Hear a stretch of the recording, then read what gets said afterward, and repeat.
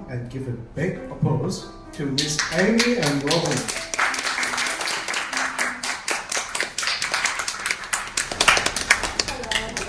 Good evening. Hello. Hello. Hi. Good evening, everyone. Good evening. Right, so here we are to talk about Rachmaninoff. Yeah, thanks for having me, Robin, today. Well, don't know who's having whom, but I'm really looking forward to this discussion. I'll tell you that I'll just say that I heard Amy this year at the APA in a wonderful series that was put together by the head of keyboard with virtually everything Mozart. Rachmaninoff wrote for solo piano. Almost everything. Almost everything. Yes. And Amy played the Chopin variations, which are demonically difficult and go on for almost half an hour, I think. Yes. Yeah. 27 minutes. Yeah. But most I couldn't get to that. I had to wait for the radio broadcast that came a few weeks later. But what I did hear, which was quite spectacular, was Amy jumping in at about 6 hours' notice, was it? Yeah, 6 hours notice. To play one of his most fantastically difficult transcriptions, the Liebesfreude, an arrangement of a violin piece by Fritz Kreisler. And now, we don't want to give any trade secrets away, but when had you last played it before then? Well, it was 25 years ago. 25 years earlier, and at 6 hours' notice. Well, one of the pianists who was supposed to play the Liebesfreude, she got sick. She got sick. Yes, with so COVID. the department head, Gabriel, he just called me off because he knew that I played it a long time ago. Yeah. He said, well, why did you come and play it? So Just like that. And Amy, being the trooper she is, just did. So that was fun. quite amazing. I'm very, very honoured to have been there. Thank you. So what other tributes have you paid to Rachmaninoff this year? A movement of the cello sonata. Yes. Yes, I played the whole piece, but Yes. this year because it's a Rachmaninoff year, Yes. so there were a lot of anniversary concerts, and I did the cello sonata, and then the trio, the G minor trio, which I know Robin is playing soon. Yes. Yes, and what else? I guess that's about it. Yeah, and then the two solo pieces. Yeah. Yeah. And can I ask, do you have a Rachmaninoff moment? Was there a point in your life or a piece that you heard that made you think, wow, this is something special? Can you remember the first piece of Rachmaninoff that you heard, or the first special moment? Yes. Well, when I was young, I remember listening to Rachmaninoff's second piano concerto a lot. And that opening, I'm sure many of you probably heard it. And those chords, they're so powerful. I mean, they're not loud, but they're like, starting from soft and gradually building up, and you can feel the tension in it. So it's really something very special that I still remember to this day. And of course, then when I'm much older, then I heard the Rachmaninoff third concerto. Yeah, and that's something that after I listened to it, I said, okay, I really need to learn it. Yes. Did you see the movie Shine? Yes, I did. Yes, it's a beautiful movie. Very sad though. If you haven't seen it, that's one to watch. I think we were talking about this the other day. It was an extraordinary experience for me. I didn't know what I was going to see. It was actually a preview of the movie with the movie director there in the audience, and I went to hear this with a friend, and there were just bizarre coincidences on many levels. I just come back from the Far East playing the first piano concerto, and I got out my score and I got out my recording of Richter playing it, and I looked through it and I thought, I wonder if this is any possibility of being able to play this. And while I was listening to the third piano concerto, I got a call from a friend saying, will you come and see this movie Shine, which of course is all about this young boy who's learning the third piano concerto of Rachmaninoff and how it weaves around his whole life story. Even more bizarrely, his teacher, who was played by Sir John Gielgud, was my piano teacher's teacher at the Royal College of Music, where this is set. He was a student all the way from Australia. He got a scholarship to study at the Royal College of Music, and I was there as a postgrad with David Helfgott's teacher's pupil. So it was on many levels. It was amazing. Some sort of connection there. Yes. I guess my Rachmaninov moment came. I mean, I heard his music, of course, but for me, the special moment was going to a library record sale in London and coming back with a whole armful of records, old vinyl records, which had, I think they'd stacked up these old Soviet recordings, and I've got lots of Russian music. I have no idea why, but amongst one of these was the Horowitz Carnegie Hall version of the Second Piano Sonata, with what sounds like a football match crowd fussed in to applaud him to the rafters at the end. Absolutely amazing recording. And that was what really kind of pulled me onto him. Which version was that? Well, Horowitz was given license by Rachmaninoff to write to make an amalgam version of the two that Rachmaninoff wrote. So Rachmaninoff did quite a few different versions of his pieces. For example, the first piano concerto and some of the little pieces that come at the end. Also, this piano trio here, the second piano trio, which I'll be playing with the piano trio in March, if you can get to that, that had, I think, 2 revisions, quite small ones. But the Rachmaninoff Second Piano Sonata is quite an interesting piece. He wrote it in 1913, and he felt it was too long, and then he went on and he said, he compared it with Chopin's Second Piano Sonata, also Second Piano Sonata, also in the same key, B flat minor. Mm-hmm. And he said Chopin's Second Piano Sonata, which is in 4 movements, is 20 minutes, and he says everything.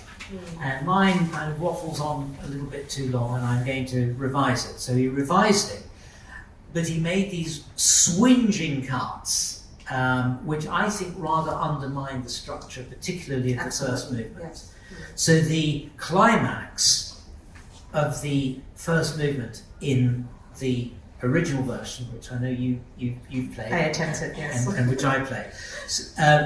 That has 3 climaxes. One in the first third, the exposition, then there's another one at the end of the development, and then a huge one at the end, the recapitulation, just before the coda. But in the second version, the revised version, he cuts out the outer climaxes. So you have the development climax, and then it kind of just sort of fizzles away a bit. So the recapitulation becomes a bit redundant in a way. Yes. That's maybe a bit harsh, but that wonderful, crushing dissonance of climax that you get in the early version is really worth waiting for.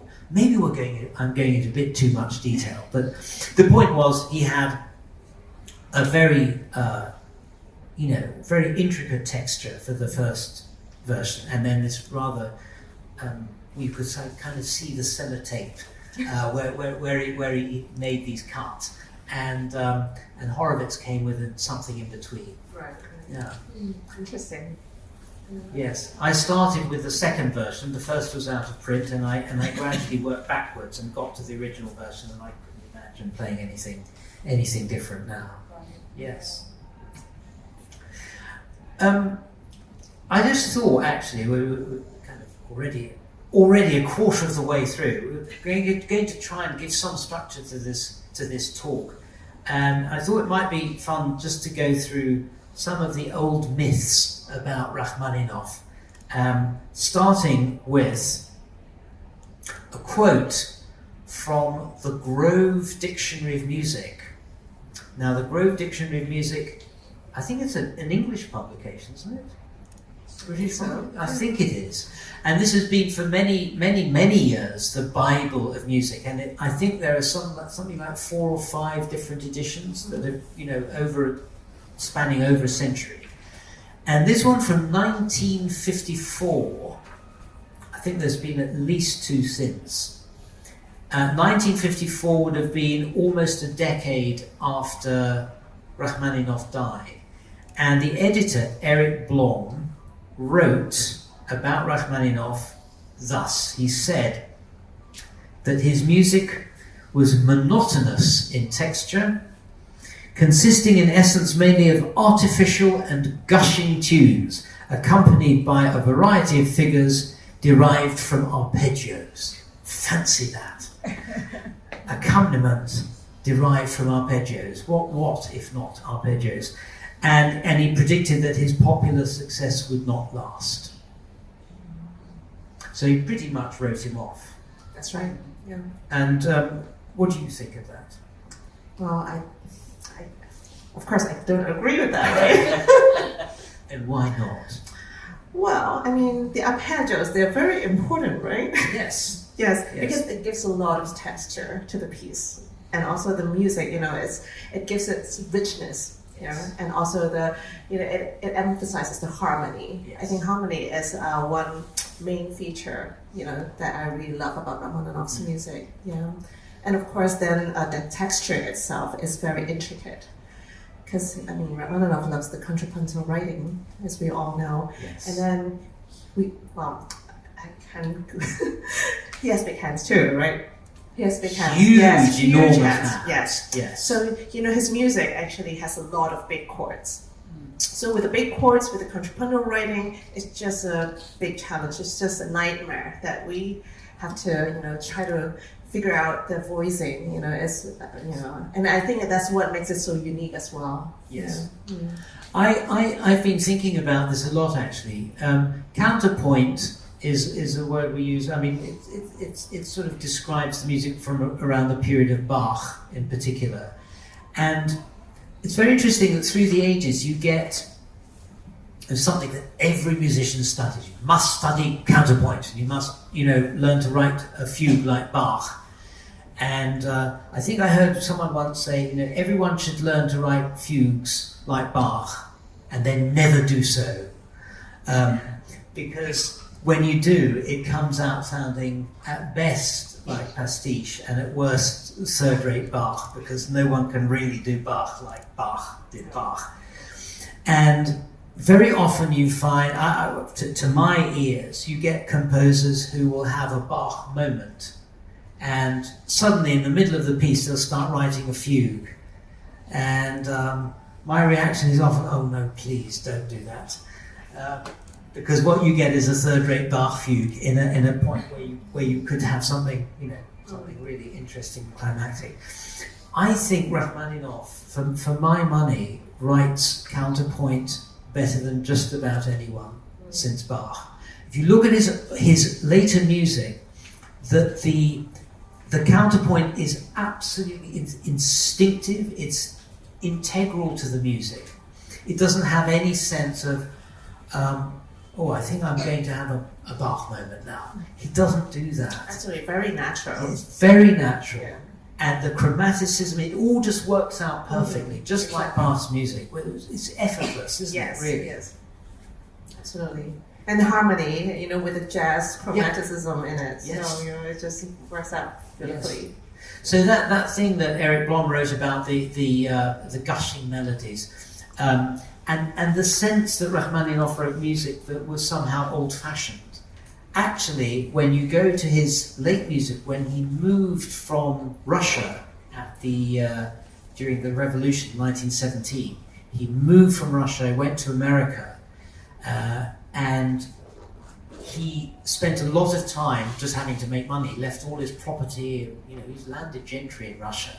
Suddenly he was in New York and California having to make money. Yes. And the way he did that primarily was by playing as a pianist. Mm-hmm. So having, been a very talented youngster as a pianist and then done concentrated on composition at the Moscow Conservatory, he was now back to playing the piano because he needed to earn some dough. And also conducting too, I think. And conducting, absolutely, so he had to go on a lot of concert tours when he was in the States. Yes, yes. Mm-hmm. But when he did those later pieces, that things like the symphonic dances with the saxophone solo, that's quite a departure for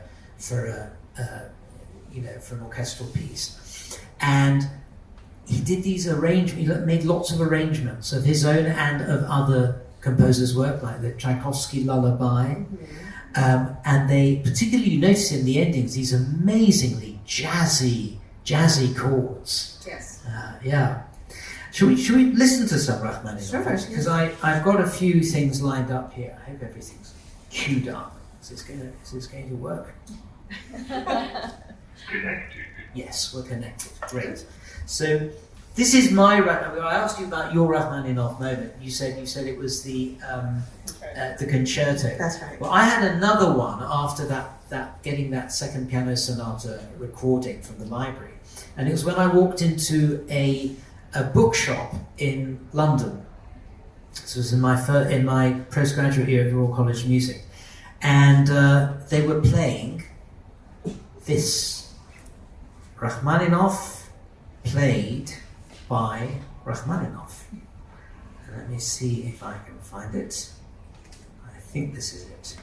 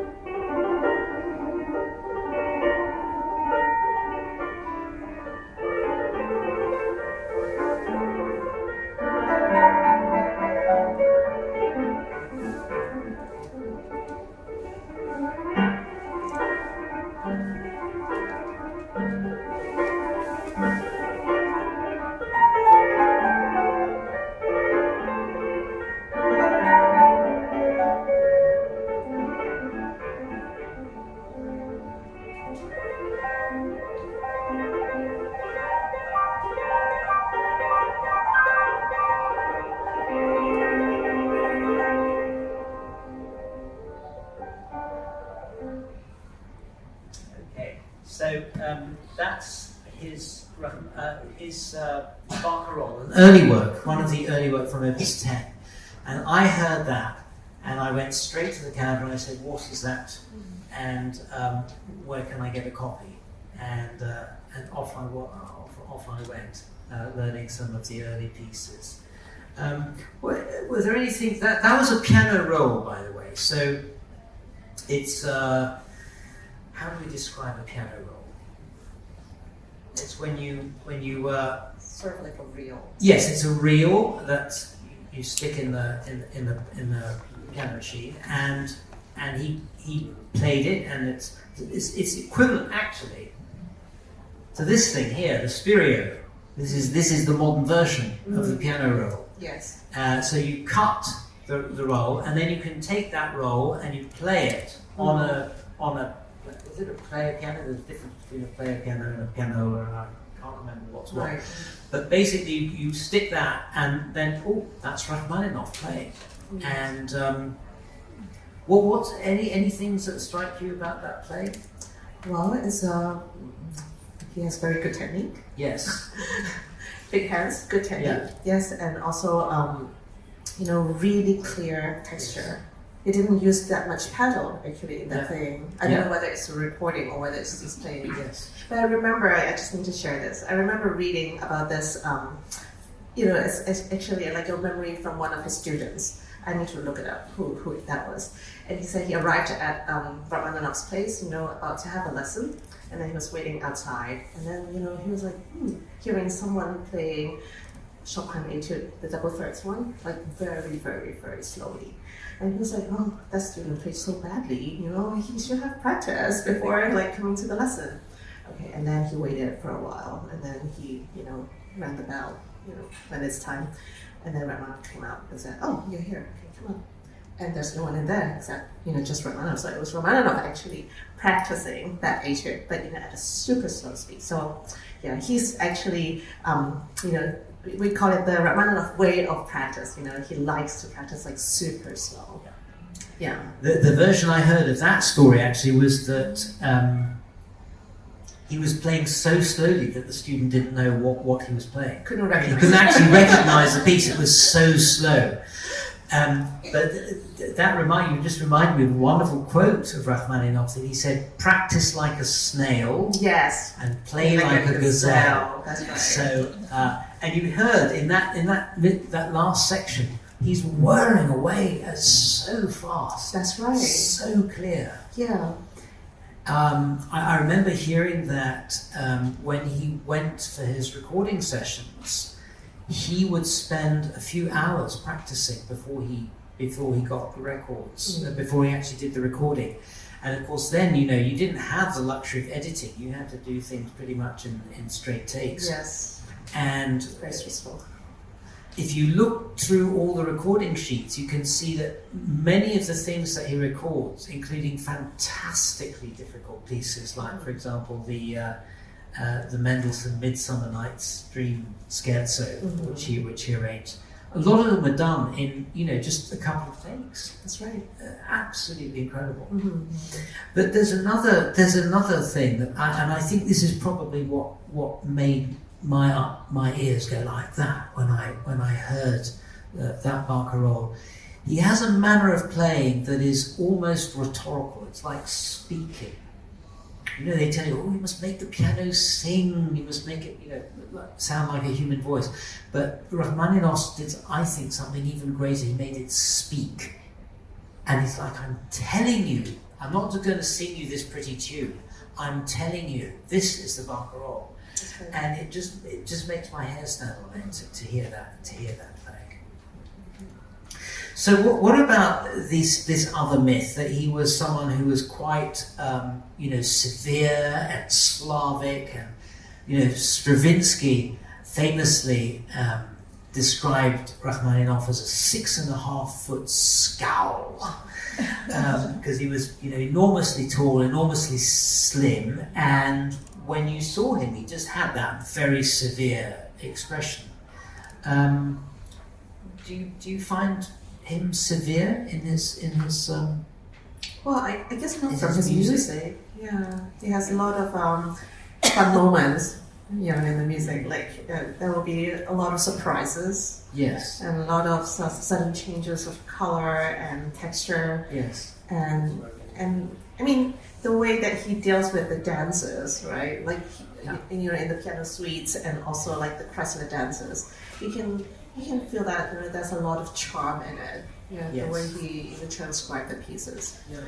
And about the Kreisler moment?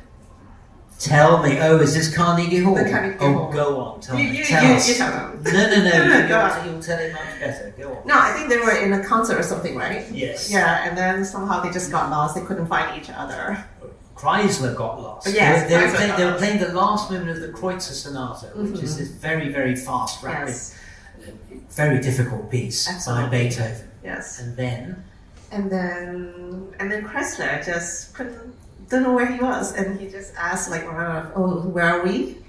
Yes. And Rachmaninoff were in Carnegie Hall. Rachmaninoff said, "In Carnegie Hall." Apparently without missing a beat. So Kreisler sidled up to him, saying, "Where are we?" And Rachmaninoff said, "In Carnegie Hall." Carried on playing, left Kreisler to find his way back. Yeah. That's wonderful. So, I mean, there are many other humorous moments. There's a one, if you go on YouTube, you will find about a 9-minute video or compilation of cine camera footage of Rachmaninov just having wonderful family moments, playing around with his granddaughter or great niece, I think, and just smiling and laughing and joking and just really giving the lie to all of that nonsense about this was someone who was just full of doom and gloom. I mean, there's that, very much that side to him as well. But it's nice to hear, to see the balance and you get the full picture. And I wanted to play, if I may, a little bit of... I was actually going to play Rachmaninoff's version of him playing the gavotte from the Bach suite. Oh, I love that piece. Okay. It's wonderful. He did the Gigue at the end and the prelude at the beginning, which are these very, virtuoso pieces. But actually, the middle one, the dance, the gavotte, has this delightful humour, both in the way he plays it, but also in the very witty harmonies that are just a little bit too naughty for Bach, but not too much, just a little bit.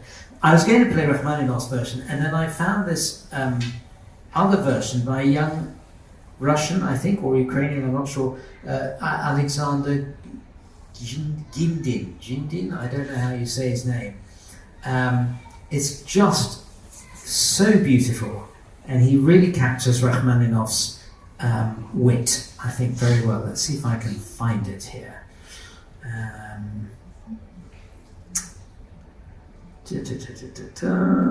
It should be here somewhere. Here we go.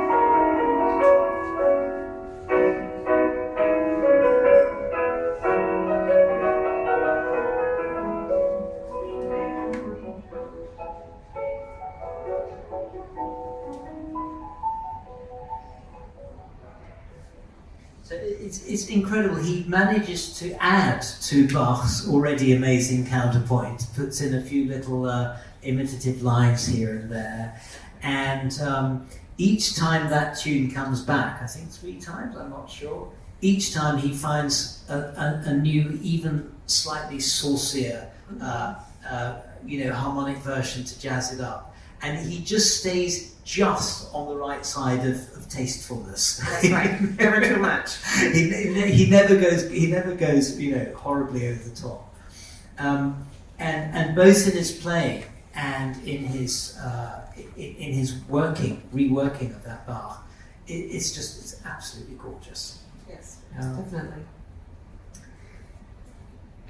Should we have a little play break? Sure. Yeah? Yes. Should we do that? You came up with this excellent idea that we do one of those 6 duets. Yes. So this is from Opus 11, 6 pieces for piano duet, and you've played them, haven't you? I've You've played them many times. You've done them maybe 1 or times. 2 times. Yeah. So these are quite early pieces, about the same time as the later of the 2 trios. That's Opus 9. This is Opus 11. And we've chosen from the 6 movements, of course, Russian melody. So here's Russian melody. with all of 2.5 minutes of rehearsal. And we're going to do our best. Open rehearsal.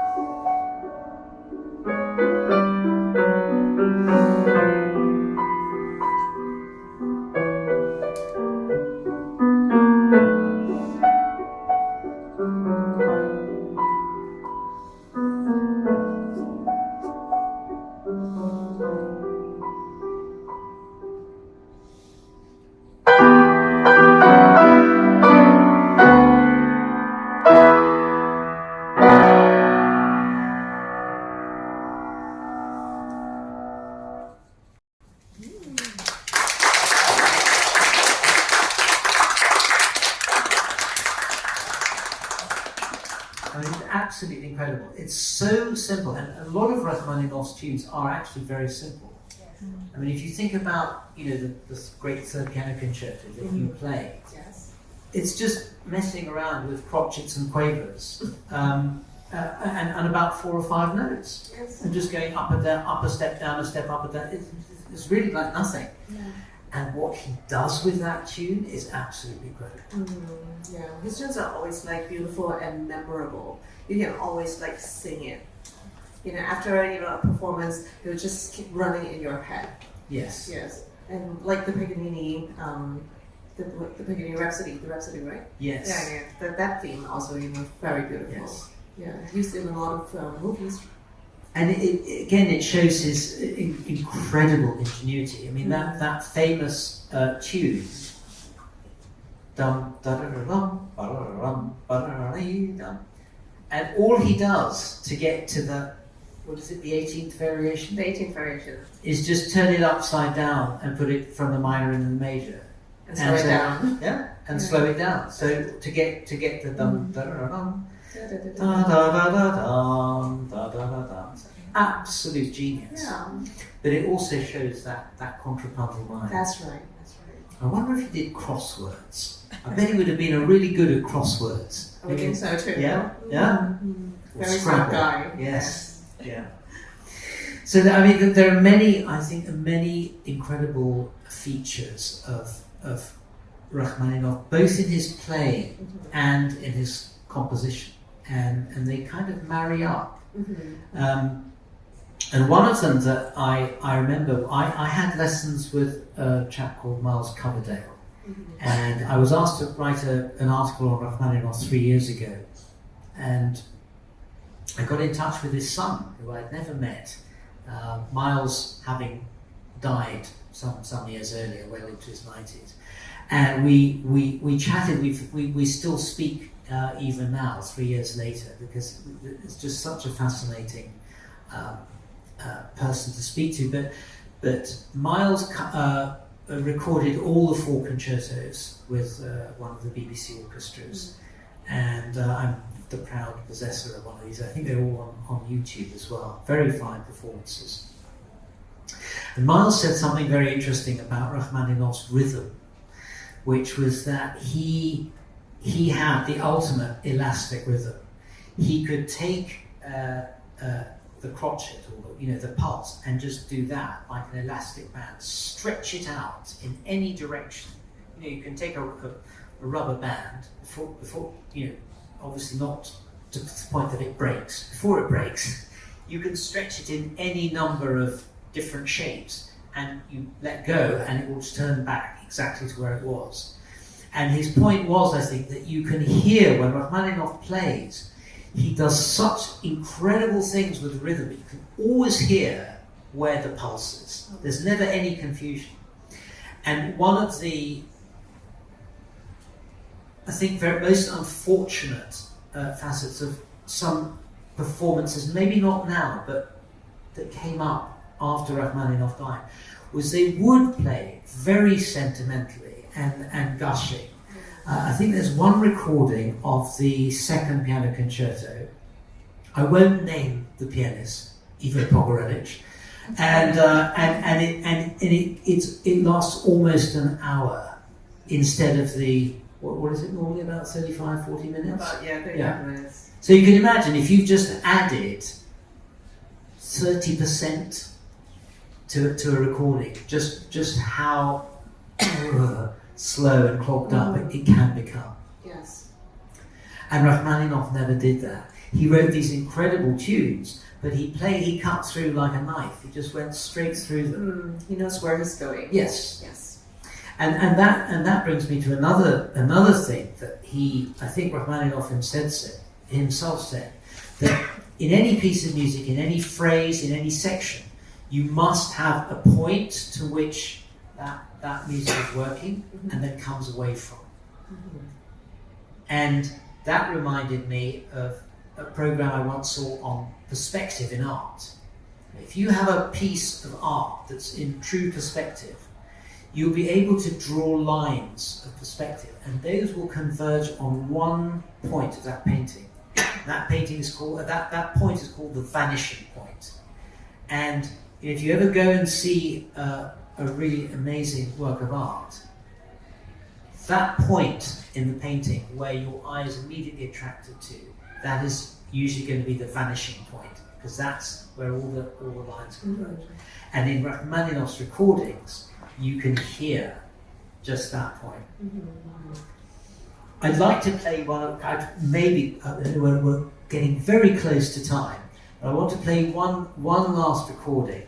This is of Mozart, the famous A major sonata, the one with the alla turca rondo. but this is the first movement that he plays, and there's one bit where he plays 6 repeated notes, and just listen to how he plays it, how he stretches them out like that elastic band. Let's see if I can find it. Here we go. I'm going to move it on a little bit so we don't spend too much time.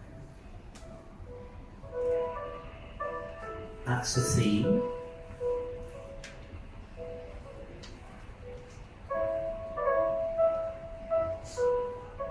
So it won't take long.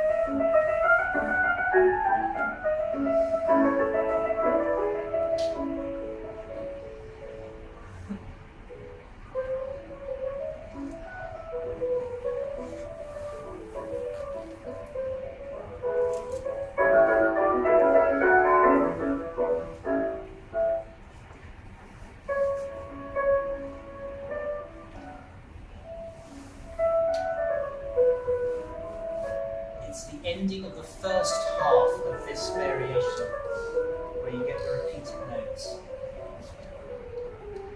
Coming up.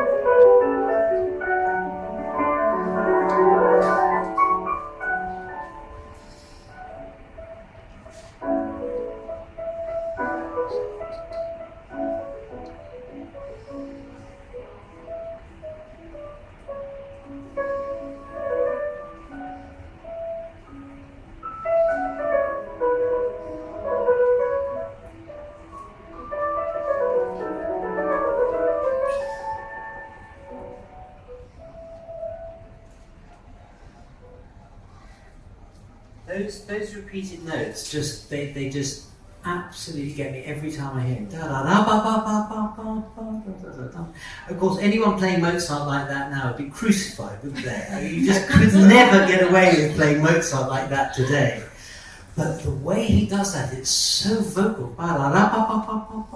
And those repeated notes somehow just seem to stretch out into infinity. Yes. Mm-hmm. Absolutely magical. Well, I guess also it's based on how strict he kept the pulse earlier in the piece. Yes. So exactly, because he has such a absolutely furious, rock solid sense of pulse. He has a very strong sense of direction. Yeah, and then that moment it almost feels spontaneous. Yes. Yeah, beautiful. And it's the combination of the really severe discipline, and then that playful moment there. Wonderful. Yes. Absolutely magical. Well, I think we almost run out of time, but it'd be lovely to mention these wonderful piano trios, which I've been wanting. Yeah, I'll try not to bash the place up. Which will be played in a concert in March, on March the 12th, at City Hall Concert Hall. Now, you played the first of these trios, and somebody just pointed out to me that in July somebody played the other, so the long one. I didn't know about that. I wish I'd gone to that. Did you know about that? I think I've seen it, but I forgot who's playing. Right. So I'm not one of these moderate people. I think if one is good, then two must be wonderful. So we're going to have both of these in the program, and with the Shostakovich piano trio, second piano trio in the middle. What attracted you to this piece, this first piano trio that you play? It's short. That's good. That's a good start. Yes.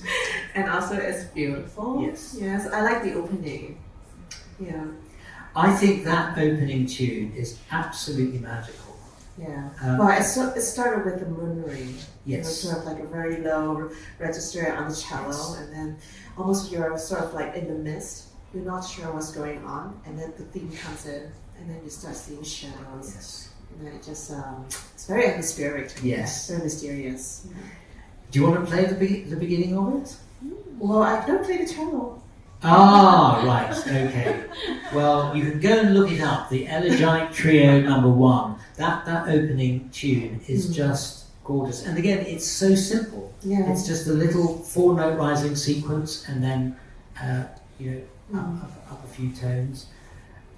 And it's one of those tunes for me, when I first heard it, it belongs to a category of about 4 or 5 pieces ever that I've heard, where from the very first note of the tune almost, I'm already in love. And I just know what's going to come afterwards. This is going to be top of my hit list. Yes. And it's in the same key as that lovely G minor barcarolle that we played earlier. Mm-hmm. And this one, so this second trio, Opus 9, this was one of the pieces that Rachmaninov did some cuts to later on. We're going to play. I didn't know that. Yeah, so it's very long. It's very long, but Rachmaninov shortened it. He cut out some. We should say that this was dedicated to Tchaikovsky, who was a huge influence in Rachmaninoff's life. He taught him, he championed him, he gave his composition final at Moscow A++++. Yes. Literally wrote an A with pluses, up, down, left and right, and he championed his opera Aleko, which he it was his graduation piece. And when Tchaikovsky died, Rachmaninoff wrote this piano trio in his memory. He actually wrote in the memory of a great artist. And it's very closely modelled in many ways on Tchaikovsky's own piano trio in A minor. And there's one passage in it, this one, where this one here, again, Rachmaninoff just spinning a tune endlessly. Just goes on and on and on and on and on, and nobody writes tunes like that. And meanwhile, the piano is doing an arpeggio, very, very quiet, very difficult to play. It just goes up and up and up and up and up and up and up and up, and keeps changing tune and modulating. And for me, it's like I almost imagine Tchaikovsky's soul rising to heaven. It's a very, very angelic, very spiritual moment in this piece.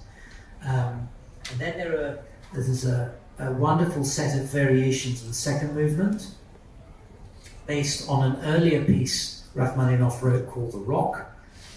And the last movement, the Mars, is a much shorter piece. It's kind of a little bit lopsided. You've got these two huge, chunky movements, and then a much shorter third movement. But the masterstroke is when he brings back the opening material from the very beginning, right at the end. After this thundering climax, suddenly you get back, full-throated, the opening material. He did that in the first trio as well. He does that in the first trio as well. Yeah, in the last section it's a funeral march. Yes, exactly. Well, on that happy note, I think maybe it's time to wish you all a very happy Christmas. And you've probably got leaflets there. Do tell your friends, make sure you come along and hear these amazing works. And thank you very much, Amy. Thank you, Robin. It's been lovely chatting to you and playing piano with you. Yes, First time ever. First time ever, yes. I hope there'll be more. Yes. And thank you again, especially to Dennis for lending us this beautiful space to do this talk recording. Thank you. Thank you. Thanks All for right. coming.